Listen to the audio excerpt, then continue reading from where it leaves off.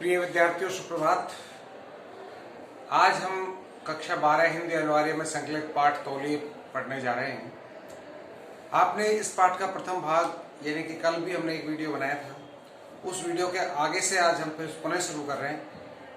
तो पाठ का नाम है तौलिए और इनके लेखक हैं उपेंद्र नाथ अस्क जी। आपने कल देखा कि किस तरह से इस एकांकी में मधु और बसंत जो दोनों पति पत्नी हैं, उन दोनों में साफ सफाई या तौलिए को लेकर के प्रसंग चलता है। और वहां पर जहां एक तरफ मधु कहती है कि साफ सफाई ही मेरे जीवन का लक्ष्य है या साफ सफाई के प्रति मैं शुरू से ही बहुत ज्यादा सचेत हूँ, लेकिन बसंत इस बात को, मधु की इस बात को स्वीकार करता है, पर वो कहता है कि ऐसा नहीं, जैसी परिस्थिति होती है उस हिसाब से हमें अपना काम निकाल लेना चाहिए। पर यहाँ तक ही बात सीमित नहीं होती, दोनों में इस बात को लेकर के विवाद होता रहता है। अब आगे का दृश्य जहाँ हमने कल छोड़ा था वहां से आगे देखिए क्या वार्तालाप चलता है दोनों में और किस तरह से इस बात का या इस कहानी या इस एकांकी का जो सार पहुंचता है वो केवल बनावटी या खोखलेपन पर आधारित ना रह करके वास्तविकता में बात क्या है वो बताया जाता है। तो वहां पर एक उदाहरण लगता है जो कि शहंशाह के जाट जो वहां पर किस तरह से वो एक जोहड़ का पानी पी करके भी हट्टे काटे मट्टे और मोटे ताजा रहते पाते हैं, उस बात का उदाहरण यहाँ दिया जाता है बसंत के द्वारा मधु के समक्ष। यहाँ से आगे देखें तो मधु भी कहती है कि क्या हम भी जोहड़ का पानी पीना शुरू कर दें।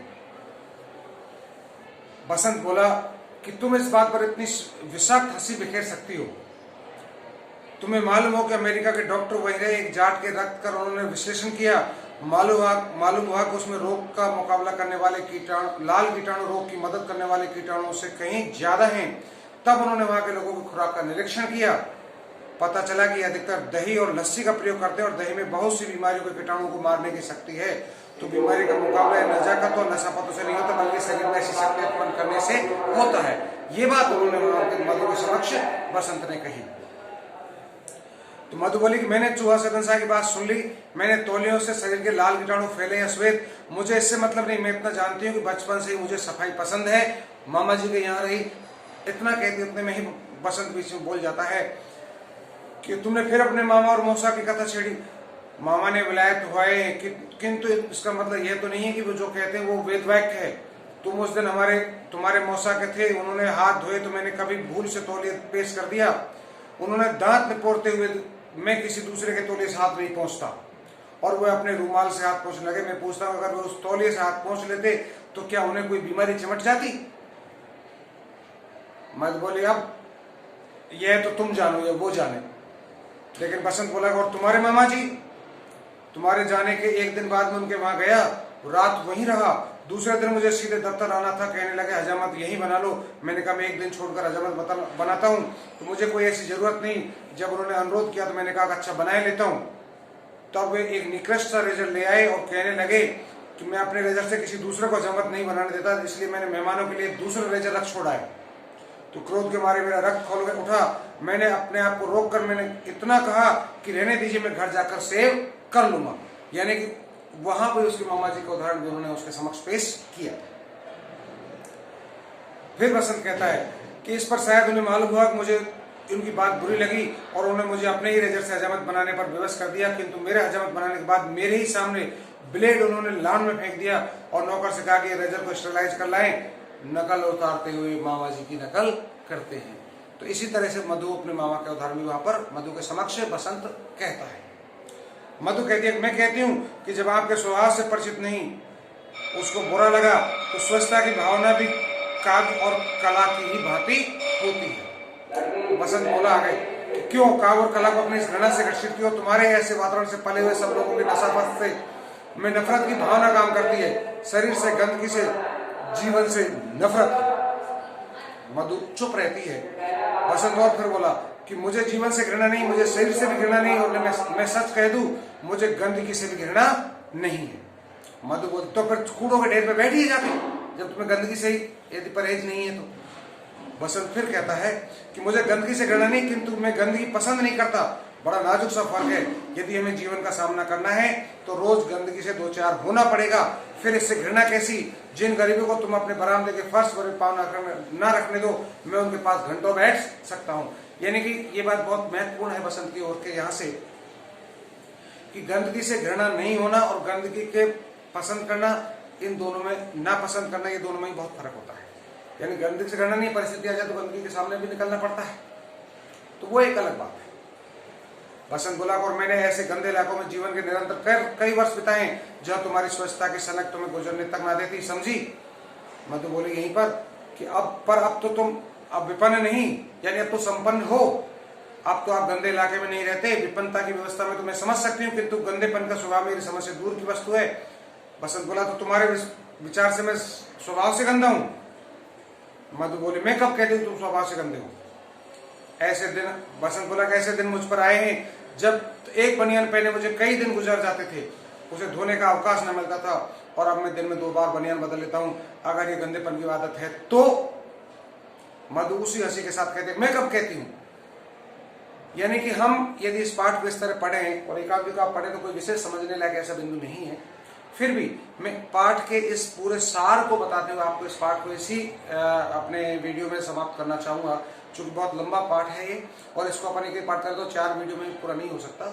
इसीलिए मैं आपको बताना चाहता हूं कि इस पाठ का जो सार अंततः हम ये देखते हैं तो वहां पर इन दोनों में एक ही विवाद चलता है, साफ सफाई, साफ सफाई, साफ सफाई, स्वच्छता।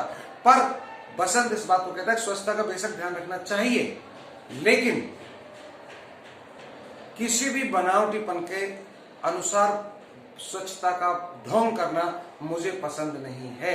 आगे चलकर के आप इस पाठ में देखते हैं कि एक दिन मधु की जो सहेलियां हैं वो भी वहां पर पहुंचती हैं, सुरो और चिंती, और वो दिल्ली में पहुंच करके वहां जब पहुंचते तो वो भी काफी देर रह करके वो जाकर के देखती हैं कि किस तरह से मधु जब बसंत में आपस में विवाद होने के बाद बसंत अपनी ड्यूटी पर चला जाता है, वो कई दिन तक नहीं आता। पीछे से मधु और चिंती वहां पर मधु के पास चिंती और सुरो पहुंचती हैं, तो उनमें भी बात देखती है तो सुरो और चिंती में भी मधु के स्वभाव में कुछ परिवर्तन नजर आता है।